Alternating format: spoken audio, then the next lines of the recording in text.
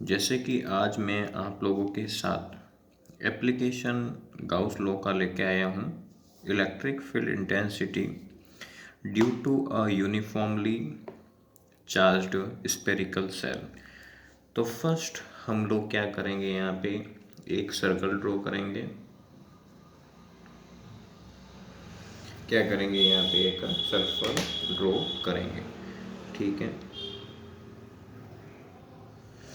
इसी सर्कल के ऊपर हम पॉजिटिव चार्ज देंगे, क्योंकि जो कंडक्टिंग होता है, जो कंडक्टर होता है, हमेशा उसके चारों ओर पॉजिटिव चार्ज लाई करते हैं।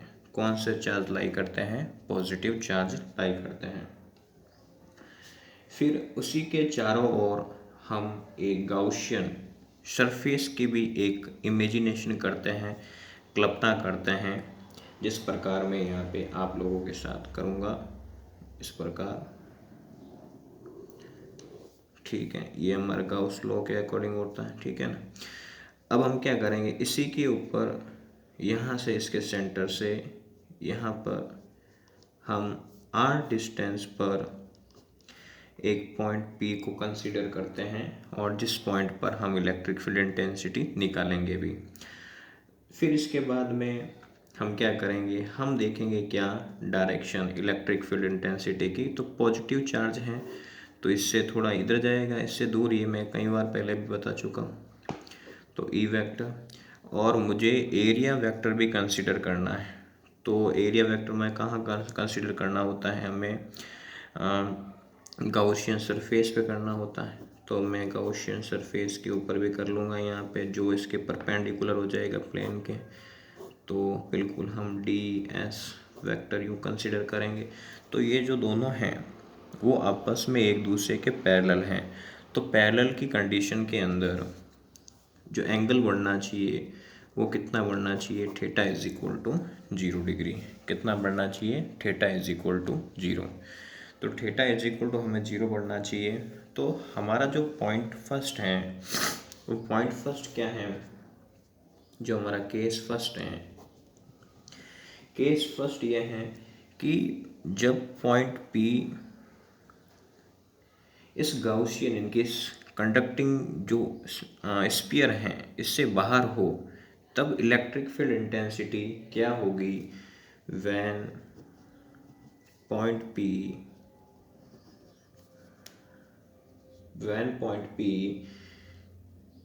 P लाई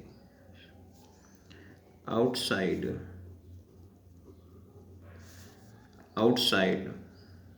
from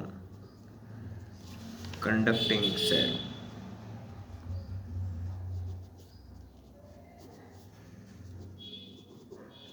यदि बाहर हो तो हम क्या करेंगे, इस पोजीशन के ऊपर हम फॉर्मूला वो सेम लेंगे। फॉर्मूला है हमारे गाउस का E vector dot D S sigma Q upon epsilon naught. फिर इसके बाद में हम इसको वेक्टर फॉर्म से चेंज करेंगे। E D S cos theta is equal to sigma Q upon epsilon naught. यहाँ पे थीटा की जगह हम 0 डिग्री लिखेंगे, और सिग्मा क्यू की जगह हम यहाँ पर क्या लिखेंगे? क्यू लिखेंगे। तो क्या हो जाएगा? E D S cos 0 is equal to Q upon epsilon naught. Cos 0 की जो वैल्यू होती है वो कितनी होती है? 1। कितनी होती है? 1। तो E D S is equal to Q upon epsilon naught. फिर मैं E को बाहर ले लूँगा, तो इसका यदि मैं यहाँ पे इंटीग्रेशन करता हूँ, तो आपको पहले से पता ही होगा कि इसका जो इंटीग्रेशन होता है, मैं कई बार पहले भी कर चुका हूँ डेरिवेशंस के अंदर, 4πr² इसका एरिया होता है। तो हम क्या लिखेंगे? E cross 4πr² is equal to Q upon epsilon naught. ये मल्टीप्लाई में है, कहाँ जाएगा? यहाँ पे डिवाइड में। तो Q upon 4π epsilon not r²। इसके बाद में मैंने आपको ये भी बता रखा है, जो K की जो वैल्यू होती है, कूलम्ब कांस्टेंट 4π एप्सिलॉन नॉट तो मैं यहाँ पे क्या करूँगा, इसको 1 कंसिडर करते हुए यहाँ पे जो इस प्रकार की सरफेस बन रही है, इस प्रकार की जो कंडीशन बन रही है, इस कंडीशन के ऊपर जो मैं लिखूँगा वो लिखूँगा E is equal to k Q upon are square. यदि मैं इसको अब वेक्टर फॉर्म में कन्वर्ट करूँ, थोड़ा मैं अब ऊपर ले रहा हूँ, यदि मैं इसको वेक्टर फॉर्म में कन्वर्ट करूँ तो किस प्रकार करूँगा, E vector is equal to k q r square r cap. यहाँ तक आप में से किसी को दिक्कत नहीं होनी चाहिए। अभी तक तो हमने पॉइंट P को गाउशियन सरफेस यानी कि इस कंडक्टिंग स्फेरिकल सेल के बाहर किया था। अब हम इसको किसके ऊपर पॉइंट पर कंसीडर करेंगे, या आप लोग लिखना चाहो तो इसे लिख सकते हो आउटसाइड के अंदर। अब हम क्या करेंगे, हम स्फेरिकल सेल के सरफेस पे क्या करेंगे, इसको कंसीडर करते हुए सॉल्व करेंगे, कंसीडर करते हुए बिल्कुल डिराइव करेंगे।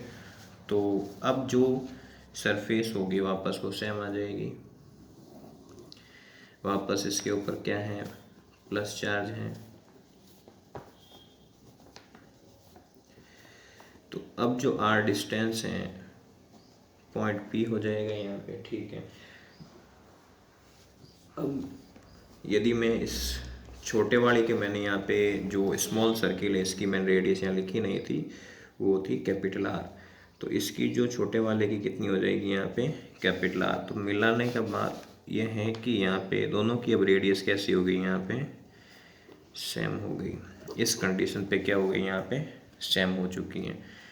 अब इसके बाद में मुझे वापस इलेक्ट्रिक फील्ड इंटेंसिटी की डायरेक्शन चाहिए, तो मैं इस प्रकार देखूँगा, और इसके ऊपर यदि मुझे अल्पांश के रूप में कुछ लेना है एरिया वेक्टर, तो मैं वापस इस प्रकार करूँगा यहाँ पे, ठीक है। इसी के ऊपर मतलब गॉसियन सरफेस हम कर सकते हैं।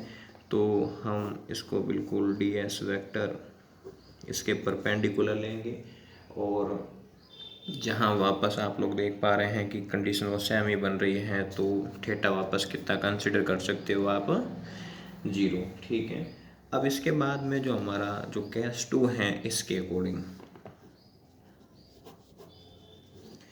केस 2 है वो क्या रहेगा यहाँ पे, इफ पॉइंट P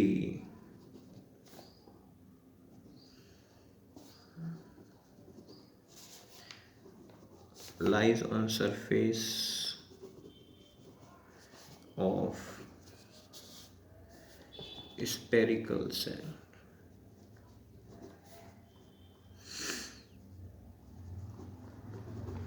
यदि इस पॉइंट पे हम इसको लें, इसके सरफेस के ऊपर ही, तो इन दोनों की यदि हम पीछे वाले की देखें, E आउटसाइड पे जो आया था हमारे पास, वो क्या था, K Q upon are square R के पाया था।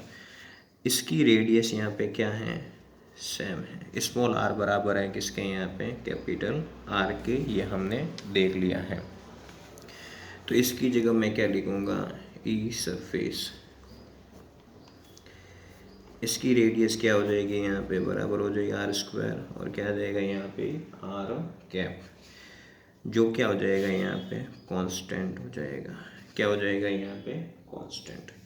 यहाँ तक आपको दिक्कत नहीं होनी चाहिए, ये तो थोड़ा और ज़्यादा आपके सिंपल हो गया।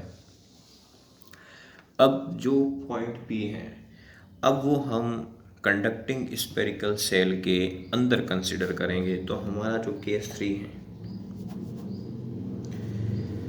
इफ पॉइंट P lies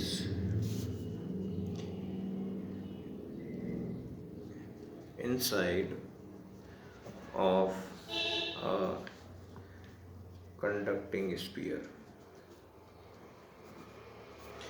यदि मैं